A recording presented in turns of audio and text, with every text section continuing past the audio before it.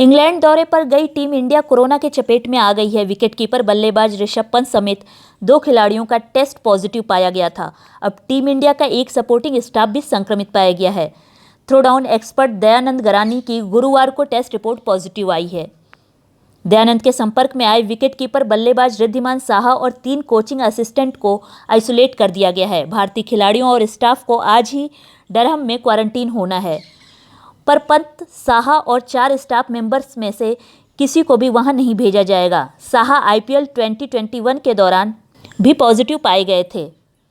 पंत के अलावा दूसरे खिलाड़ी की कोरोना टेस्ट रिपोर्ट 10 जुलाई को नेगेटिव आ चुकी है, जबकि पंत अब भी आइसोलेशन में हैं। उनका 18 जुलाई को दूसरा टेस्ट किया जाएगा। हालांकि पंत में कोई लक्षण नहीं है। टीम इंडिया को 20 जुलाई से प्रैक्टिस मैच भी खेलना है। कई आशंकाओं और दावों के बीच कोरोना की तीसरी लहर करीब दिखाई दे रही है।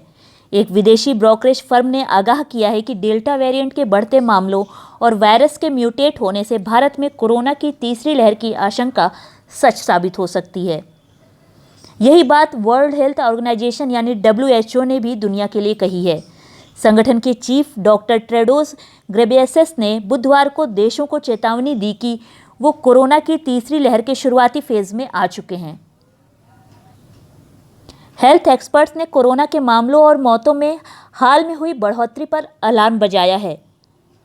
यूरोप और नॉर्थ अमेरिका में वैक्सीनेशन कवरेज बढ़ने से इनमें गिरावट आई थी। यूनाइटेड नेशंस की मीडिया विंग का कहना है कि दुनिया भर में लगातार चौथे हफ्ते कोरोना के मामलों में बढ़त दर्ज की गई है। 10 हफ्ते की गिरावट के बाद मौतें भी दोबारा बढ़ने लगी हैं। WHO चीफ ने कहा कि वायरस लगातार खुद में बदलाव कर रहा है, इसके साथ ही ज़्यादा संक्रामक होता जा रहा है। उन्होंने बताया कि डेल्टा वेरिएंट अब 111 से ज़्यादा देशों में पहुंच चुका है। ये जल्द ही पूरी दुनिया में फैल सकता है। वायरस का अल्फा वेरिएंट 178 देशों में और बीटा 123 देशों में और गामा 75 देशों में मिल चुका है। ऐसे में अब भारत की बात करें तो भारत में कई राज्य पाबंदियों में ढील दे रहे हैं, बाजार खुल रहे हैं। इस वजह से तीसरी लहर का जोखिम और ज़्यादा हो गया है। देश में वैक्सीनेशन की रफ्तार भी धीमी पड़ने लगी है। पहले भारत में औसतन 40 लाख डोज हर दिन लगाए जा रहे थे और अब ये संख्या 34 लाख तक आ गई है।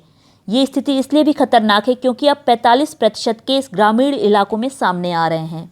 कुछ मीडिया सूत्रों की माने तो देश के ज़्यादातर केस 20% जिलों में ही मिल रहे हैं। यहाँ दूसरी लहर का ही असर अभी खत्म नहीं हुआ है और तीसरी लहर की आहट सुनाई देने लगी है। प्रधानमंत्री नरेंद्र मोदी ने गुरुवार को काशी की जनता को संबोधित किया। मोदी 3 महीने बाद जनता से सीधे रूबरू हुए हैं। इससे पहले 17 अप्रैल को उन्होंने बंगाल चुनाव के प्रचार के लिए आसनसोल और गंगारामपुर में फिजिकली रैलियां की थी। इसके बाद 22 और 23 अप्रैल को भी मोदी का संबोधन होना था, लेकिन कोरोना के बढ़ते मामलों की वजह से इन कार्यक्रमों को वर्चुअल करना पड़ा था। प्रधानमंत्री मोदी ने रुद्राक्ष कन्वेंशन सेंटर का उद्घाटन किया। इस मौके पर उन्होंने कहा कि काशी तो साक्षात शिव ही है। अब जब पिछले 7 सालों में इतनी सारी विकास परियोजनाओं से काशी का श्रृंगार हो रहा है, तो ये श्रृंगार बिना रुद्राक्ष के कैसे पूरा हो सकता था। अब जब ये रुद्राक्ष काशी ने धारण कर लिया है, तो काशी का विकास और ज़्यादा चमकेगा और ज़्यादा काशी की शोभा बढ़ेगी। मुझे पूरा विश्वास है कि महादेव के आशीर्वाद से आने वाले दिनों में ये सेंटर काशी की नई पहचान देगा। उन्होंने कहा कि मुझे पूरा विश्वास है कि महादेव के आशीर्वाद से आने वाले दिनों में ये सेंटर काशी को नई पहचान देगा और काशी के विकास को भी नई गति देगा। रुद्राक्ष कन्वेंशन सेंटर के निर्माण में मदद करने वाले जापान की तारीफ करते हुए मोदी जी ने कहा कि आज के कार्यक्रम में एक और नाम लेना मैं भूल नहीं सकता हूँ।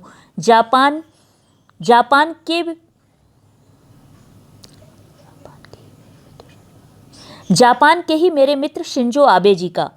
रुद्राक्ष के आइडिया पर उनसे मेरी लंबी चर्चा हुई है। उन्होंने तुरंत ही अपने अधिकारियों से इस आइडिया पर काम करने को कहा। उनका कल्चर है परफेक्शन और प्लानिंग। इसके साथ इस पर काम शुरू हुआ और आज ये भव्य इमारत काशी की शोभा बढ़ा रहा है। मोदी जी ने कन्वेंशन सेंटर को लेकर कहा कि इसमें भारत जापान के रिश्तों का कनेक्शन और भविष्य के लिए अनेकों संभावनाओं का स्कोप भी है। जापान यात्रा के दौरान हमने पीपल टू पीपल रिलेशन की बात की थी। ऐसे ही सांस्कृतिक संबंधों की रूपरेखा खींची थी। आज विकास का नया अध्याय लिखा जा रहा है। काशी के रुद्राक्ष की तरह ही कुछ हफ्ते पहले गुजरात में भी जापानी जैन गार्डन का लोकार्पण हुआ था। जैन गार्डन दोनों देशों के आपसी संबंध की सुगंध फैला रहा है। जापान हमारे सबसे विश्वसनीय दोस्तों में से एक है। एसओजी ने जयपुर में गोनेर रोड स्थित महिमा कोपल अपार्टमेंट के 51 नंबर फ्लैट में नकली नोट छापने का कारखाना पकड़ा है।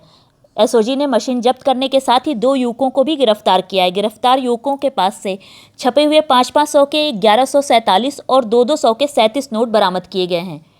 टीम को फ्लैट से कुल 5,80,900 रुपये मिले। नोट छापने के काम में आने वाले अन्य उपकरण भी बरामद किए गए। जब्त किए गए नकली नोट हुबहू असली नोट की तरह ही दिखाई दे रहे हैं, जिनमें वाटर मार्क, आरबीआई थ्रेड व संख्या का अंकन भी है। एसओजी के अतिरिक्त महानिदेशक अशोक राठौड़ ने बताया कि आरोपितों में ब्रिजेश मौर्य 28 वर्षीय ग्वालियर का निवासी है।